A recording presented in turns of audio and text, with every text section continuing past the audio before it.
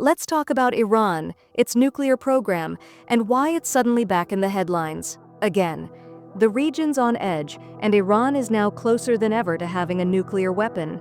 Tensions are rising. We're seeing high-stakes nuclear talks unfold between Iran and the United States, and it's all happening after former U.S. President Donald Trump threw down the gauntlet, make a deal or face war. When asked if he meant military action if they didn't agree, he said, "Oh, if necessary, absolutely." So the questions we've got to answer are, what exactly does each side want out of these talks? Why now? And how close is Iran to actually building a nuclear weapon? Let's begin with that last one.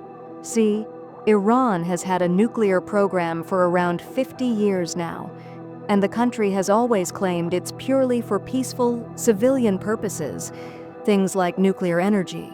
The supreme leader of Iran has even stated that chasing a nuclear weapon goes directly against Islamic law. But since the early 2000s, allegations have surfaced accusing Iran of secretly trying to build nuclear weapons. In response, over the years, the UN, the US, and other countries slapped Iran with wave after wave of sanctions, and that crushed the Iranian economy.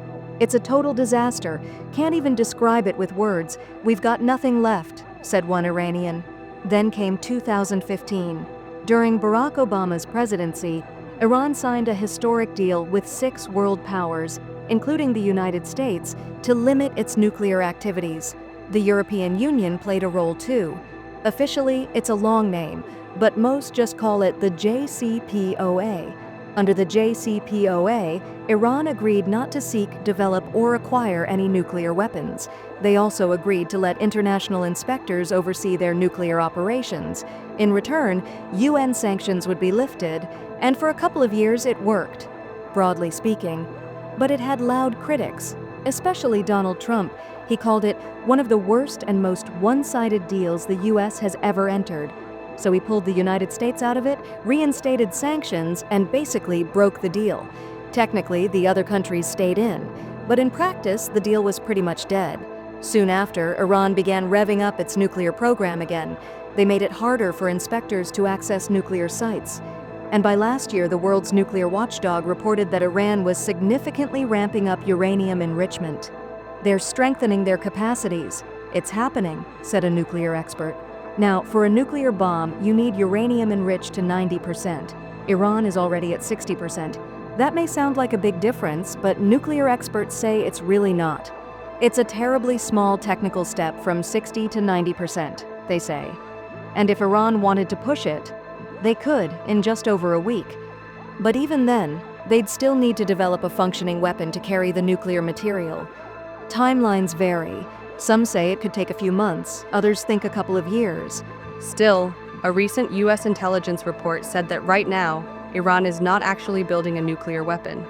That decision would have to come from Supreme Leader Ayatollah Khamenei, and he hasn't given the green light, at least not yet. But there's pressure, big pressure. Officially, Iran still insists their nuclear work is strictly for peaceful reasons. But louder and louder voices in Tehran are talking openly about weaponizing the program. "It's no secret. We are now a nuclear threshold state. That's a fact," said one official. "And it's no secret either. We have the technical capability to produce a nuclear bomb." So, let's fast forward to now. The latest US-Iran negotiations began in mid-April. On the American side, it's Steve Witkoff, a former real estate developer and close friend of Donald Trump. On the Iranian side is Foreign Minister Abbas Araghchi, who also helped negotiate the original JCPOA. The Gulf nation of Oman is mediating. Between the high-profile meetings, there are detailed, technical discussions. These aren't just political chats. This is nuclear physics. So why the rush now? What's creating this momentum? And who wants what? To understand that, we have to look at the broader picture, the Middle East. The past year has brought major shifts in regional power dynamics. Since Israel's war in Gaza, they've taken aggressive actions against Hezbollah, a key Iranian ally in Lebanon. And for the first time, Iran and Israel have even launched direct attacks on one another. Some analysts believe this has left Iran weaker and more eager for a deal. Right now, Iran wants the threat of military conflict off the table. That danger of strikes on their nuclear program and possibly their territory feels more real than it has in years. Don't forget, their economy is still crumbling under heavy US sanctions. They're literally struggling to keep the lights on. Blackouts are a common occurrence. And what about the US? It's interesting. Donald Trump was the one who walked away from the last deal. So why is he pushing hard for one now in his second term? Well, here's a detail that might seem small, but isn't. Trump has often said he wants to win the Nobel Peace Prize, and many believe he views a deal with Iran as a path to that recognition. And here's something else. His demands may have shifted.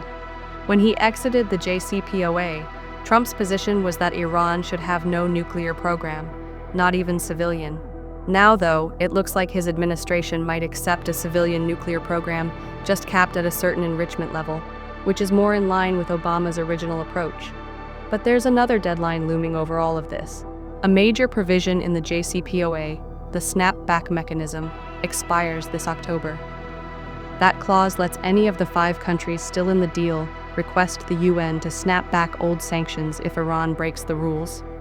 The US, no longer a party, can't do it directly, but they can still lean on allied countries to trigger it, which is why Trump might be rushing to act while that leverage still exists. So, what are the chances of a deal? Honestly, it's complicated. This won't be quick. These are tense, high-stakes negotiations. At any point, they could fall apart. And on the American side, there's also pressure from Israel, which argues that even a civilian nuclear program in Iran is a major security threat. Let's not forget, Israel already has nuclear weapons. They're not part of any international nuclear agreements. The IAEA, that's the UN nuclear watchdog, has no access to Israel's facilities. Israel doesn't admit it has nukes, but everyone knows it does. For now, both Iran and the United States seem motivated to at least move towards something. The fact that they're talking at all is a big shift from the past few years. It's more likely we'll see a partial or interim agreement, rather than a full deal. Something that could freeze or roll back parts of Iran's nuclear program, in exchange for partial sanctions relief. That kind of deal would give both sides something they want: time and space to work on a more durable diplomatic solution. Please like and subscribe.